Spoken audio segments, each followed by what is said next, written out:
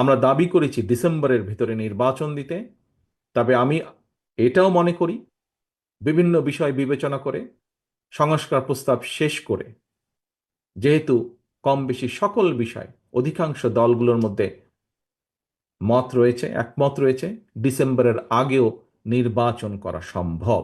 আমরা আজ এমন একজন ব্যক্তিত্বের শাহাদত বার্ষিকী উপলক্ষে আলোচনা সভায় উপস্থিত হয়েছি, যিনি বাংলাদেশের জন্ম ইতিহাসের একজন অনিবার্য, অনবদ্য, অপরিহার্য অন্যতম প্রধান চরিত্র। তিনি স্বাধীনতা, সাফল্য, সমৃদ্ধি এবং গণতন্ত্রের মহানায়ক শহীদ জিয়া। স্বাধীনতা এবং মুক্তিযুদ্ধের ময়দানে স্বাধীনতার ঘোষক জিয়া যেমন একজন অকুতোভয় অধিনায়ক ছিলেন, স্বাধীন বাংলাদেশে গণতন্ত্র প্রতিষ্ঠা এবং স্বনির্ভর বাংলাদেশ প্রতিষ্ঠায় সফলভাবে নেতৃত্ব দিয়েছেন শহীদ জিয়া। প্রিয় উপস্থিতিবৃন্দ, স্বাধীনতা, মুক্তিযুদ্ধ এবং মুক্তিযুদ্ধ পরবর্তী স্বাধীন বাংলাদেশের রাষ্ট্র, রাজনীতি এবং দেশ পরিচালনায় শহীদ জিয়ার অবিস্মরণীয় অবদানের অনেক বিষয় আজকের সম্মানিত আলোচক বৃন্দের আলোচনায় উঠে এসেছে। আমি চেষ্টা করব সেই বিষয়গুলো আমার বক্তব্যে আবার পুনরুল্লেখ না করতে। তবে সবার আলোচনায় একটি বিষয় কিন্তু প্রতীয়মান হয়েছে আজকের রাজনীতিতেও, অর্থাৎ আমাদের এই বর্তমান রাজনীতিতেও শহীদ জিয়া খুব সম্ভব সমানভাবেই প্রাসঙ্গিক। শহীদ জিয়ার রাজনীতি এবং রাষ্ট্র পরিচালনার নীতি এবং পদ্ধতি এখনো আমাদের জন্য অনুকরণীয়, অনুসরণীয়। সম্মানিত উপস্থিতি, আমার কাছে মনে হয়েছে স্বাধীনতার ঘোষককে জানতে হলে, বুঝতে হলে কারো সঙ্গে বোধহয় তুলনা করার বা তুলনা দেবার কোনোই প্রয়োজন নেই। শহীদ জিয়া রহমান মানেই একটি স্বনির্ভর, আত্মমর্যাদাশীল এবং গণতান্ত্রিক একটি বাংলাদেশ। শহীদ জিয়া তার কর্মের মাধ্যমেই বেঁচে আছেন, বেঁচে থাকবেন গণতান্ত্রিক এই বাংলাদেশের মানুষের হৃদয়ে। তিনি জনগণের হৃদয়ে ভাস্কর হয়ে আছেন অর্জনে, গর্জনে নয়। স্বাধীনতার ঘোষক জিয়া ইতিহাসের পাতায় অবিনশ্বর।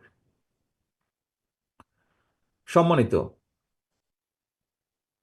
নেতৃবৃন্দ, সংকটকালে কিভাবে সাহসের সঙ্গে ঘুরে দাঁড়াতে হয় 1971 সালের 26শে মার্চ কিংবা 1975 সালের 7ই নভেম্বর দেশ এবং জনগণের সামনে সেই দৃষ্টান্ত উপস্থাপন করেছেন স্বাধীনতার ঘোষক শহীদ জিয়া। 1971 সালের 26শে মার্চ শহীদ জিয়া হঠাৎ করেই কিন্তু স্বাধীনতার ঘোষণা দেননি। একটি স্বাধীন বাংলাদেশের স্বপ্ন কিভাবে তার হৃদয়ে স্থান করে নিয়েছিল, ইতিহাসের আগ্রহী শিক্ষার্থী যারা, আপনাদের প্রতি আহ্বান থাকবে শহীদ জিয়ার নিজের লেখা একটি জাতির জন্ম শীর্ষক যে প্রবন্ধটি, সেটি পড়ে দেখবেন দয়া করে আপনারা। আজকের সম্মানিত উপস্থিতি, মঞ্চে উপস্থিত নেতৃবৃন্দ যারা প্রবীণ নাগরিক রয়েছেন, আপনারা সাক্ষী আছেন, একই সাথে ইতিহাসও সাক্ষী আছে। লাখো শহীদের প্রাণের বিনিময়ে অর্জিত স্বাধীনতা উত্তর যে বাংলাদেশ ছিল, সেটি কিন্তু সেই কয়দিন পরেই স্বাধীনতার পথ হারিয়ে ফেলেছিল। খুন, গুম, অপহরণ, সন্ত্রাস, নৈরাজ্য, সেনাবাহিনীতে অস্থিরতা, সব মিলিয়ে বাংলাদেশকে একটি তাবেদার রাষ্ট্রে পরিণত করেছিল। সকল ষড়যন্ত্রকে প্রতিহত করে 1975 সালের 7ই নভেম্বরের পর থেকেই মূলত স্বাধীনতার ঘোষকের নেতৃত্বে মুক্তিযুদ্ধের মূল যে মন্ত্র, তাতে বাংলাদেশ ফিরতে শুরু করে ধীরে ধীরে। প্রিয় উপস্থিতি, মাঝে মাঝে একটি বিষয় সম্পর্কে, যেহেতু সে সময় আমার বয়স কম ছিল, যতটুকু দেখেছি পত্রপত্রিকায়, পরবর্তীতে বিভিন্ন বইপত্রে, মাঝে মাঝে একটি বিষয় সম্পর্কে আত্মজিজ্ঞাসা হয় আমার। সেটি হলো, স্বাধীনতা পরবর্তী সরকারের বিরুদ্ধে কেন সেই সময় জনগণ অস্ত্র হাতে তুলে নিয়েছিল। আবার সেই সময়কার সরকারি বা কি কারণে জনগণের বিরুদ্ধে অস্ত্র হাতে তুলে নিয়েছিল। অথচ আমরা দেখি অপরদিকে শহীদ রাষ্ট্রপতি জিয়া রহমান যখন রাষ্ট্র পরিচালনায় আসেন, জনগণ শহীদ জিয়ার ডাকে স্বতঃস্ফূর্তভাবে দেশের উন্নয়নে অস্ত্র ছেড়ে কোদাল হাতে খাল খননে নেমে পড়েছিল। প্রিয় উপস্থিতিবৃন্দ, আমার কাছে মনে হয়েছে নেতৃত্ব, ব্যক্তিত্ব এবং রাষ্ট্র পরিচালনায় শহীদ জিয়া দলের নয়, বরং দেশের হয়ে উঠেছিলেন। রাষ্ট্র পরিচালনায় মুক্তিযুদ্ধের মূল মন্ত্র সাম্য, মানবিক মর্যাদা, সামাজিক সুবিচার রেখেছিলেন সমুন্নত।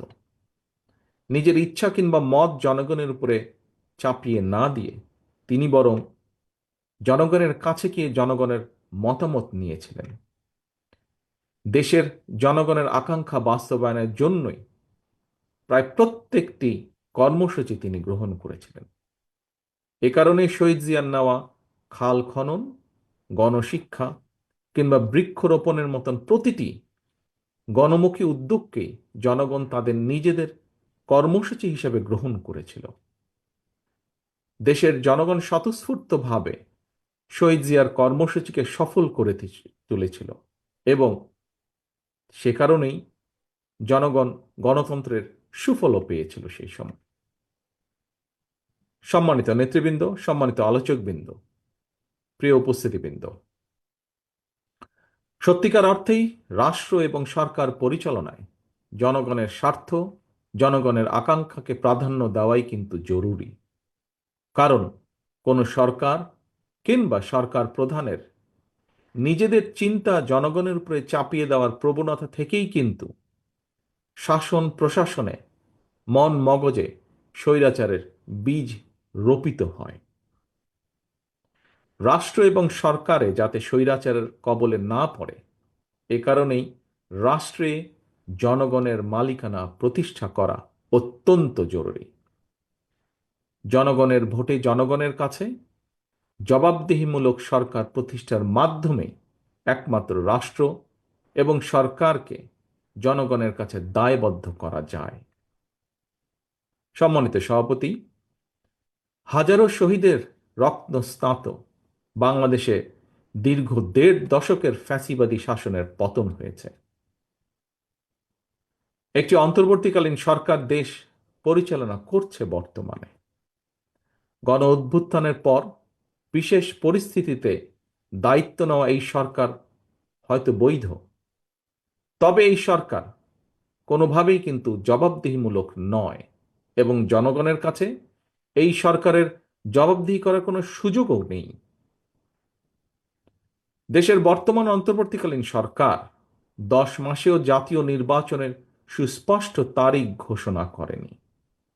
ফলে রাষ্ট্র এবং রাজনীতিতে এক ধরনের অনিশ্চয়তা সৃষ্টি হয়েছে এবং এই অনিশ্চয়তা সৃষ্টি হওয়ার কারণেই আমরা যদি খেয়াল করি, দেশে অর্থনৈতিক কর্মকাণ্ড বলা যায় প্রায় স্থবির হয়ে পড়েছে।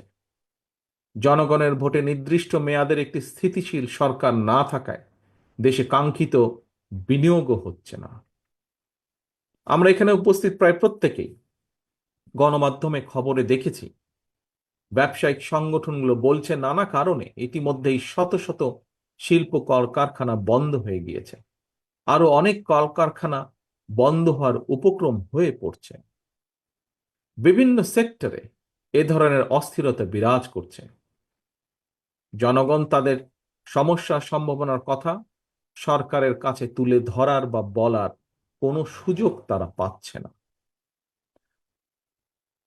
সম্মানিত সভাপতি, সম্মানিত নেতৃবৃন্দ, অন্তর্বর্তীকালীন সরকারের উপদেষ্টাদের সঙ্গে স্বাভাবিক কারণেই জনগণের কোনোই যোগাযোগ নেই।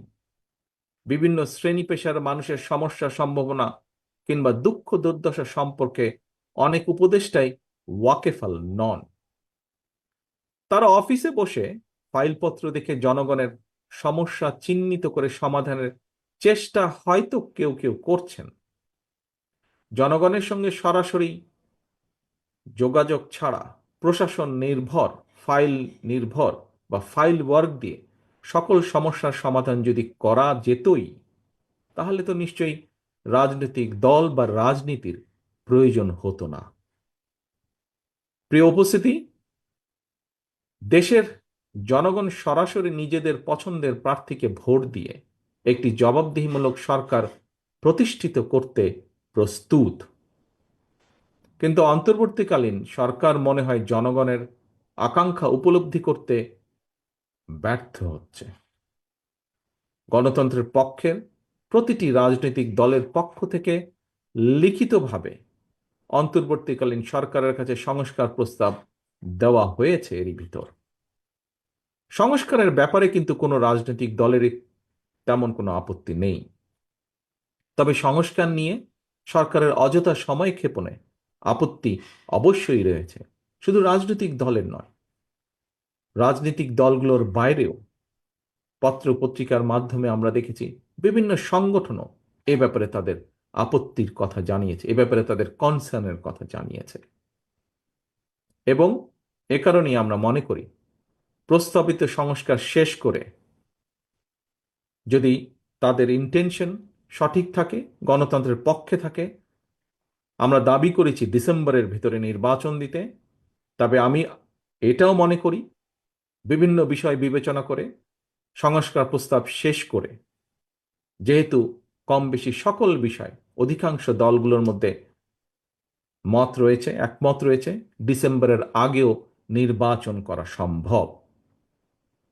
আমি অন্তর্বর্তীকালীন সরকারের কাছে আবারও আহ্বান জানাই,